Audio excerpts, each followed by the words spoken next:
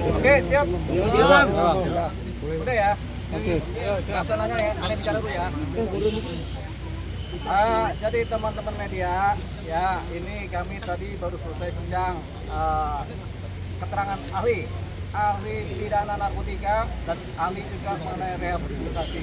Di samping saya ada Pak Anang Iskandar, ya mantan kepala BNN yang akan bercerita banyak tentang hakikat seorang pengguna dan apa yang terbaik bagi seorang pengguna narkotika, ya yang kecanduan tentunya ya.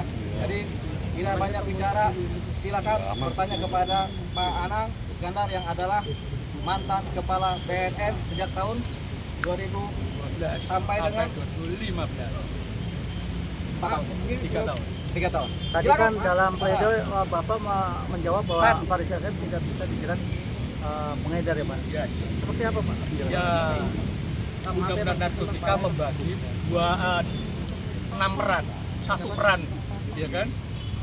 Kejahatan narkotika itu sebagai penyalahguna, 5 peran sebagai pengedar. Nah, Farid ini, ya kan, yang membeli narkotika untuk dikonsumsi, artinya yang bersangkutan penyalahguna. Penyalahguna narkotika kalau di asesmen atau dimintakan visum namanya pecandu. Nah, pecandu ini wajib dihukum rehabilitasi. Kalimatnya wajib. Kenapa wajib? Kalau Farid nanti terbukti salah melakukan tindak pidana narkotika, Farid dihukum atau diputus menjalani rehabilitasi. Tapi kalau terbukti Farid nanti tidak bersalah melakukan tindak pidana narkotika, maka Farid ditetapkan. Faris ditetapkan oleh hakim menjalani rehabilitasi. Artinya rehabilitasi wajib, baik salah maupun tidak salah terhadap penyalahguna itu wajib direhabilitasi. Ya, terbukti salah,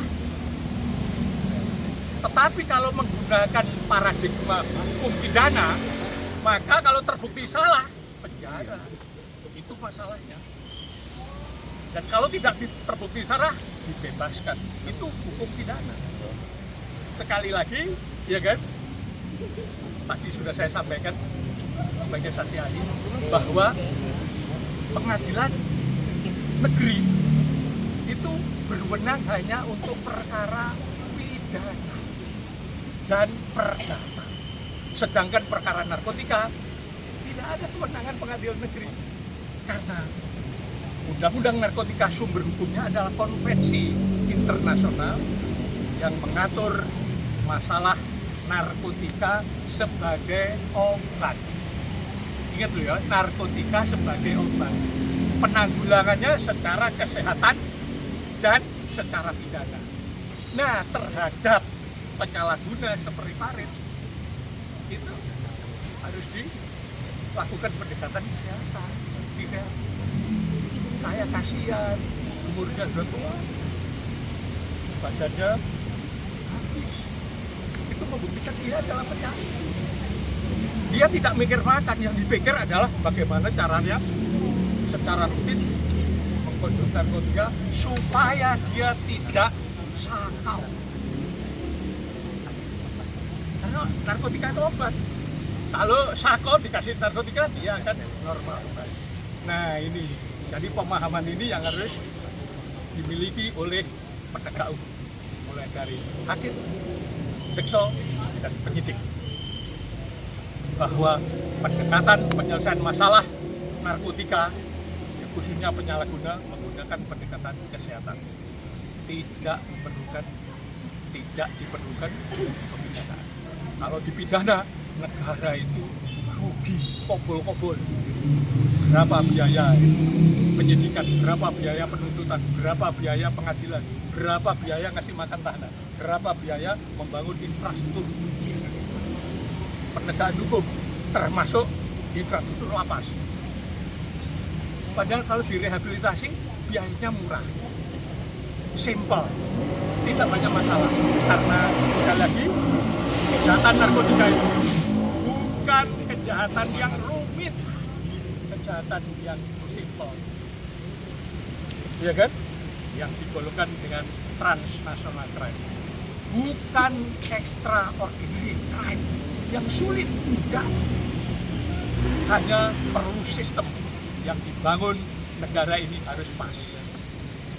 Kebijakan hukumnya pas, implementasinya pas, rehabilitasinya bagus, baru bisa menjelaskan masalah narkotika.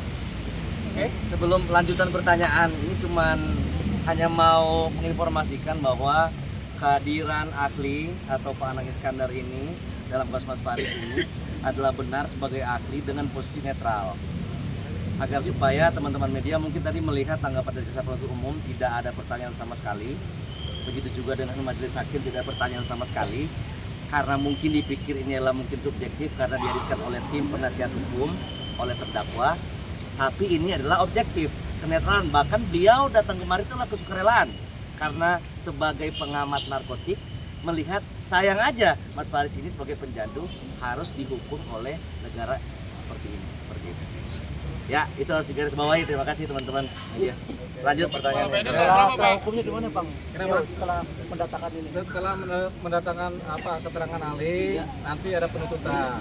Cuman kan tadi sudah disampaikan oleh saksi ahli bahwasanya status pengguna dan pengedar beda. Kalau pengguna tidak perlu disidang, ya. Kalau pengedar disidang dipidanakan. Itu memang belum ada khusus pengadilan narkotika, tapi pengadilan negeri berwenang untuk pengedar.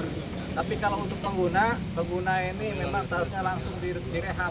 Makanya kepekaan dari penyidik, kepekaan dari majelis hakim untuk menentukan apakah seseorang itu pengedar atau pengguna. Nah, ini kita sudah dapat fakta-fakta dari persidangan terdahulu bahwasanya seorang Faris RM memang adalah pengguna berat yang pernah direhab tapi kemudian masih kecanduan sedikit sehingga dia menggunakan lagi. Jadi karena dia pengguna, pasal-pasal yang didakwakan semua kan adalah pasal mengenai pengedar.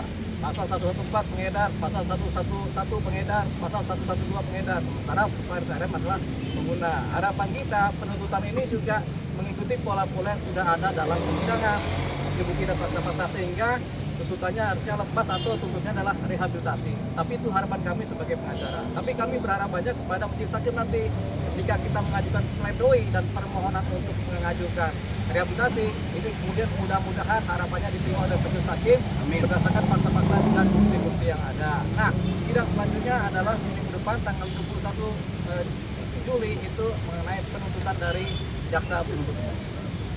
Oke. Thank you. Terima kasih. Terima kasih.